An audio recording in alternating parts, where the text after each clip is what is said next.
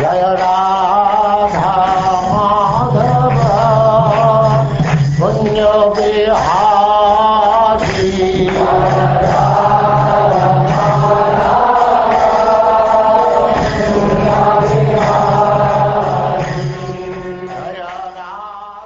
And now chapter 4. Ambarish Maharaj offended by Durvasa Muni.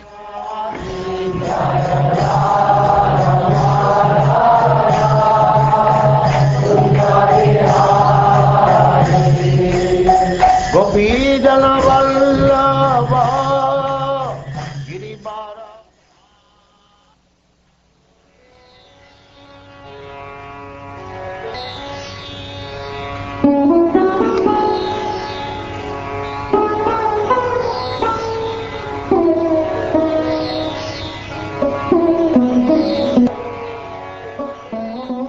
Shukdev Goswami said, the son of Nabaga, named Nabaga, lived for a long time at the place of his spiritual master. Therefore his brothers thought that he was not going to become a grahastha and would not return. Consequently, without providing a share for him, they divided the property of their father among themselves. When Nabaga returned from the place of his spiritual master, they gave him their father as his share. Nabaga inquired, my dear brothers, what have you given my share? Of our elder brothers answered, we have kept our father as your share.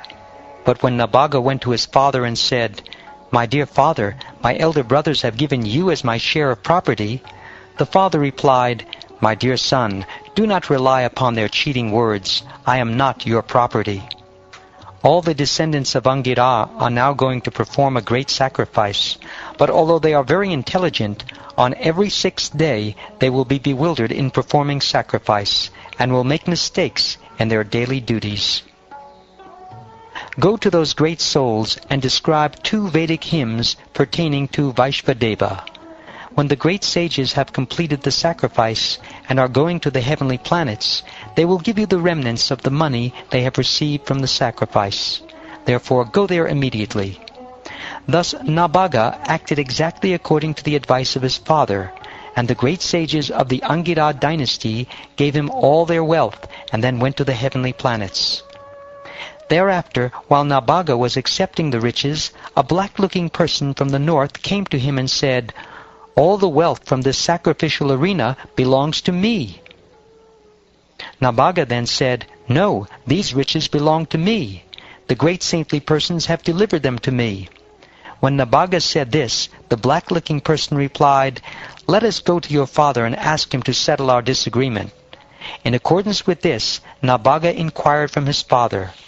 The father of Nabaga said, whatever the great sages sacrificed in the arena of the Daksha Yajna, they offered to Lord Shiva as his share. Therefore everything in the sacrificial arena certainly belongs to Lord Shiva. Thereupon, after offering obeisances to Lord Shiva, Nabaga said, O worshipable Lord, everything in this arena of sacrifice is yours. This is the assertion of my father. Now with great respect I bow my head before you, begging your mercy. Lord Shiva said, whatever your father has said is the truth, and you also are speaking the same truth. Therefore I, who know the Vedic mantras, shall explain transcendental knowledge to you.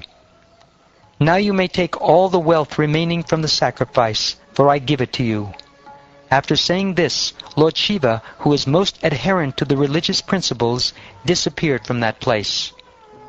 If one hears and chants or remembers this narration in the morning and evening with great attention, he certainly becomes learned, experienced in understanding the Vedic hymns, and expert in self-realization.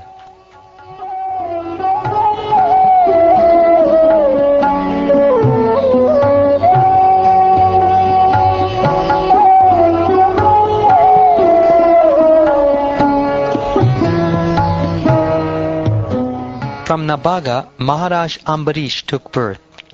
Maharaj Ambarish was an exalted devotee, celebrated for his great merits. Although he was cursed by an infallible Brahmin, the curse could not touch him. O great personality, Maharaj Ambarish was certainly most exalted and meritorious in character. I wish to hear about him. How surprising it is that the curse of a Brahmin, which is insurmountable, could not act upon him." Maharaj Ambarish, the most fortunate personality, achieved the rule of the entire world, consisting of 7 islands, and achieved inexhaustible, unlimited opulence and prosperity on earth. Although such a position is rarely obtained, Maharaj Ambarish did not care for it at all, for he knew very well that all such opulence is material. Like that which is imagined in a dream, such opulence will ultimately be destroyed. The king knew that any non-devotee who attains such opulence merges increasingly into material nature's mode of darkness. Maharaj Ambarish was a great devotee of the Supreme Personality of Godhead, Vasudeva, and of the saintly persons who are the Lord's devotees. Because of this devotion, he thought of the entire universe as being as insignificant as a piece of stone. Maharaj Ambarish always engaged his mind in meditating upon the lotus feet of Krishna, his words in describing the glories of the Lord, his hands in cleansing the Lord's temple, and his ears in hearing the words spoken by Krishna or about Krishna. He engaged his eyes in seeing the deity of Krishna, Krishna's temples, and Krishna's places, like Mathura and Vrindavan. He engaged his sense of touch in touching the bodies of the Lord's devotees. He engaged his sense of smell in smelling the fragrance of tulsi offered to the Lord, and he engaged his tongue in tasting the Lord's prasad. He engaged his legs in walking to the holy places and temples of the Lord, his head in bowing down before the Lord, and all his desires in serving the Lord 24 hours a day. Indeed, Maharaj Ambarish never desired anything for his own sense gratification. He engaged all his senses in devotional service in various engagements related to the Lord. This is the way to increase attachment for the Lord and be completely free from all material desires. In performing his prescribed duties as king, Maharaj Ambarish always offered the results of his royal activities to the Supreme Personality of Godhead, Krishna, who is the enjoyer of everything and is beyond the perception of material senses. He certainly took advice from Brahmins who were faithful devotees of the Lord, and thus he ruled the planet Earth without difficulty. In desert countries, where there flowed the river Sarasvati, Maharaj Ambarish performed great sacrifices like the Ashvamedha Yajna, and thus satisfied the master of all yajnas, the Supreme Personality of Godhead. Such sacrifices were performed with great opulence and suitable paraphernalia, and with contributions of dakshina to the Brahmins, who were supervised by great personalities like Vasishta, Asata, and Gotama, representing the king, the performer of the sacrifices. In the sacrifice arranged by Maharaj Ambarish, the members of the assembly and the priests, especially Hota, Udgata, Brahma, and Advaryu, were gorgeously dressed, and they all looked exactly like demigods. They eagerly saw to the proper performance of the yajna. The citizens of the state of Maharaj Ambarish were accustomed to chanting and hearing about the glorious activities of the Personality of Godhead. Thus they never aspired to be elevated to the heavenly planets, which are extremely dear even to the demigods. Those who are saturated with the transcendental happiness of rendering service to the Supreme Personality of Godhead are uninterested even in the achievements of great mystics, for such achievements do not enhance the transcendental bliss felt by a devotee who always thinks of Krishna within the core of his heart. The king of this planet, Maharaj Ambarish, thus performed devotional service to the Lord, and in this endeavor practiced severe austerity, always satisfying the Supreme Personality of Godhead by his constitutional activities. He gradually gave up all material desires. Maharaj Ambarish gave up all attachment to household affairs, wives, children, friends, and relatives, to the best of powerful elephants, to beautiful chariots, carts, horses, and inexhaustible jewels, and to ornaments, garments, and an inexhaustible treasury. He gave up attachment to all of them, regarding them as temporary and material. Being very pleased by the unalloyed devotion of Maharaj Ambarish, the Supreme Personality of Godhead gave the king his disc, which is fearful to enemies, and which always protects the devotee from enemies and adversities. To worship Lord Krishna, Maharaj Ambarish, along with his queen, who is equally qualified, observed the vow of Ekadashi and Dvadashi for 1 year.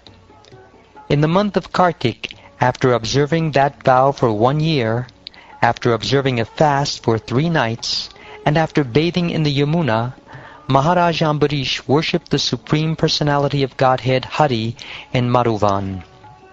Following the regulative principles of Mahabhisheka, Maharaj Ambarish performed the bathing ceremony for the deity of Lord Krishna with all paraphernalia, and then he dressed the deity with fine clothing, ornaments, fragrant flower garlands, and other paraphernalia for worship of the Lord. With attention and devotion, he worshipped Krishna and all the greatly fortunate Brahmins who were free from material desires. Thereafter, Maharaj Ambarish satisfied all the guests who arrived at his house, especially the Brahmins. He gave in charity 60 crores of cows, whose horns were covered with gold plate and whose hooves were covered with silver plate. All the cows were well decorated with garments and had full milk bags. They were mild-natured, young and beautiful, and were accompanied by their calves. After giving these cows, the king first sumptuously fed all the Brahmins, and when they were fully satisfied, he was about to observe the end of Ekadashi, with their permission, by breaking the fast. Exactly at that time, however, Durvasa Muni, the great and powerful mystic, appeared on the scene as an uninvited guest. After standing up to receive Durvasa Muni, King Ambarish offered him a seat and paraphernalia of worship. Then, sitting at his feet, the king requested the great sage to eat. Durvasa Muni gladly accepted the request of Maharaj Ambarish, but to perform the regulative ritualistic ceremonies, he went to the river Yamuna. There he dipped into the water of the auspicious Yamuna and meditated upon the impersonal Brahman. In the meantime, only a muhurta, or half a moment, of the Dvadashi day was left on which to break the fast. Consequently, it was imperative that the fast be broken immediately. In this dangerous situation, the king consulted learned Brahmins. The king said, To transgress the laws of respectful behavior toward the Brahmins is certainly a great offense. On the other hand, if one does not observe the breaking of the fast within the time of Dvadashi, there is a flaw in one's observance of the vow. Therefore, O Brahmins, if you think that it will be auspicious and not irreligious, I shall break the fast by drinking water.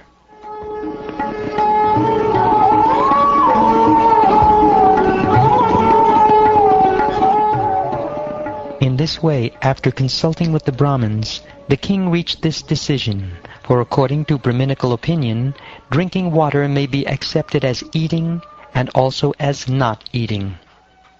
O best of the Kuru dynasty, after he drank some water, King Ambarish, meditating upon the Supreme Personality of Godhead within his heart, waited for the return of the great mystic Durvasa Muni. After executing the ritualistic ceremonies to be performed at noon, Durvasa returned from the bank of the Yamuna. The king received him well, offering all respects, but Durvasa Muni, by his mystic power, could understand that King Ambarish had drunk water without his permission.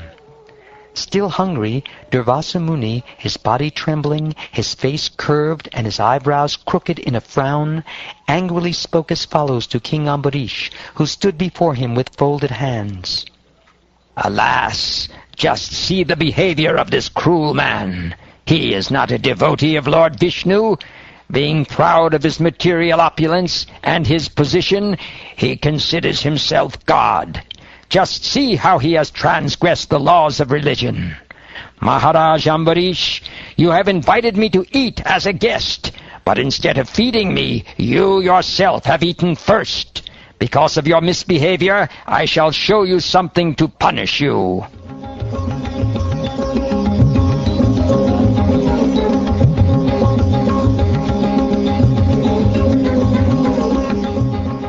As Durvasa Muni said this, his face became red with anger.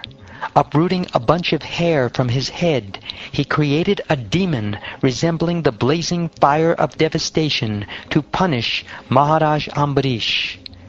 Taking a trident in his hand and making the surface of the earth tremble with his footsteps, that blazing creature came before Maharaj Ambarish. But the king, upon seeing him, was not at all disturbed and did not move even slightly from his position. As fire in the forest immediately burns to ashes an angry snake, so by the previous order of the Supreme Personality of Godhead, his disc, the Sudarshan Chakra, immediately burnt to ashes the created demon to protect the Lord's devotee.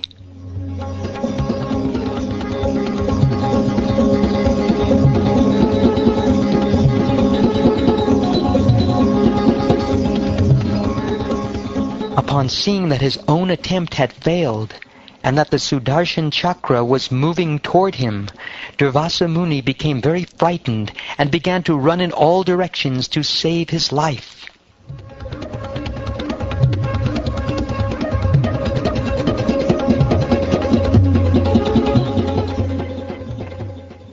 As the blazing flames of a forest fire pursue a snake, the disc of the Supreme Personality of Godhead began following Durvasa Muni.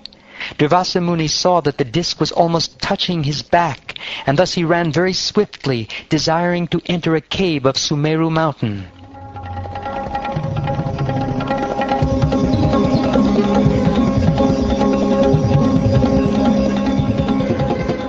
Just to protect himself, Durvasa Muni fled everywhere, in all directions, in the sky, on the surface of the earth, in caves, in the ocean, on different planets of the rulers of the three worlds, and even on the heavenly planets. But wherever he went, he immediately saw following him the unbearable fire of the Sudarshan Chakra. With a fearful heart, Durvasa Muni went here and there seeking shelter, but when he could find no shelter, he finally approached Lord Brahma and said, "O my Lord, O Lord Brahma, kindly protect me from the blazing Sudarshan Chakra sent by the Supreme Personality of Godhead." At the end of the Dviparadha, when the pastimes of the Lord come to an end, Lord Vishnu, by a flick of his eyebrows, vanquishes the entire universe, including our places of residence. Such personalities as me and Lord Shiva, as well as Daksha, Brigu, and similar great saints, of which they are the head, and also the rulers of the living entities, the rulers of human society, and the rulers of the demigods, all of us surrender to that Supreme Personality of Godhead, Lord Vishnu, bowing our heads to carry out his orders for the benefit of all living entities.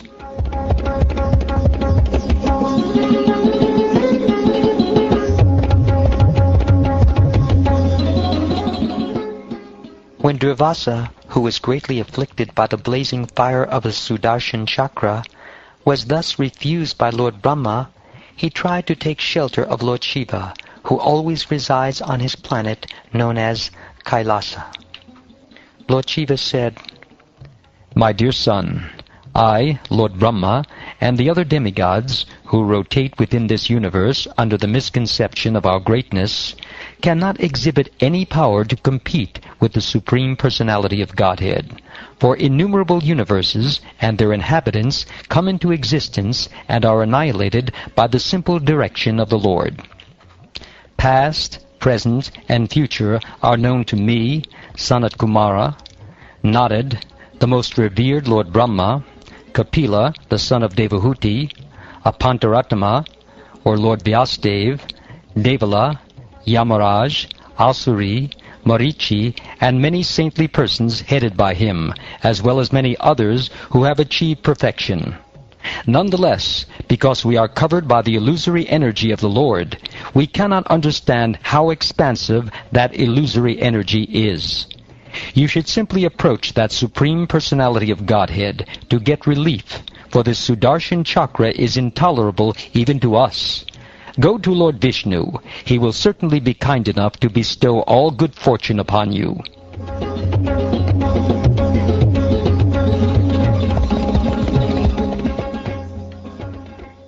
Thereafter, being disappointed even in taking shelter of Lord Shiva, Durvasa Muni went to Vaikuntha Dham, where the Supreme Personality of Godhead, Narayan, resides with his consort, the Goddess of Fortune.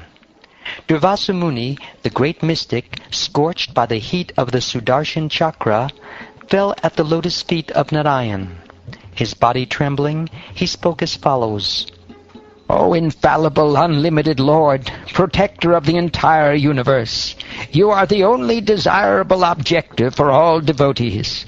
I am a great offender, my Lord. Please give me protection. O my Lord, O Supreme Controller, without knowledge of your unlimited prowess, I have offended your most dear devotee. Very kindly save me from the reaction of this offense. You can do everything, for even if a person is fit for going to hell, you can deliver him simply by awakening within his heart the holy name of your Lordship. I am completely under the control of my devotees. Indeed, I am not at all independent. Because my devotees are completely devoid of material desires, I sit only within the cores of their hearts. What to speak of my devotee? Even those who are devotees of my devotee are very dear to me. O best of the Brahmins, without saintly persons for whom I am the only destination, I do not desire to enjoy my transcendental bliss and my supreme opulences. Since pure devotees give up their homes, wives, children, relatives, riches, and even their lives simply to serve me without any desire for material improvement in this life or in the next, how can I give up such devotees at any time? As chaste women bring their gentle husbands under control by service, the pure devotees, who are equal to everyone and completely attached to me in the core of the heart, bring me under their full control. My devotees, who are always satisfied to be engaged in my loving service, are not interested even in the four principles of liberation, Salokya, Sarupya, Samipya, and Sarshti, although these are automatically achieved by their service. What then is to be said of such perishable happiness as elevation to the higher planetary systems? The pure devotee is always within the core of my heart, and I am always in the heart of the pure devotee. My devotees do not know anything else but me, and I do not know anyone else but them. O Brahman, let me now advise you for your own protection. Please hear from me. By offending Maharaja Ambarish, you have acted with self-envy. Therefore, you should go to him immediately, without a moment's delay.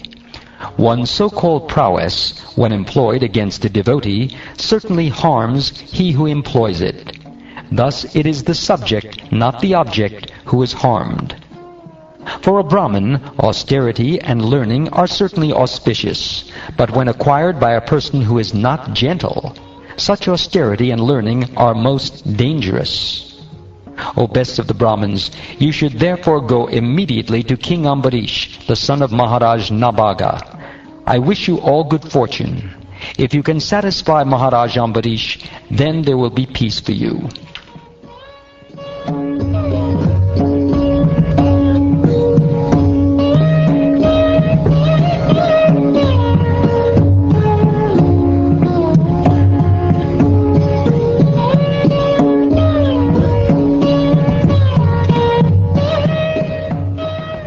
Thus ends the 4th chapter of the 9th canto of the Srimad Bhagavatam, entitled Ambarish Maharaj offended by Durvasa Muni.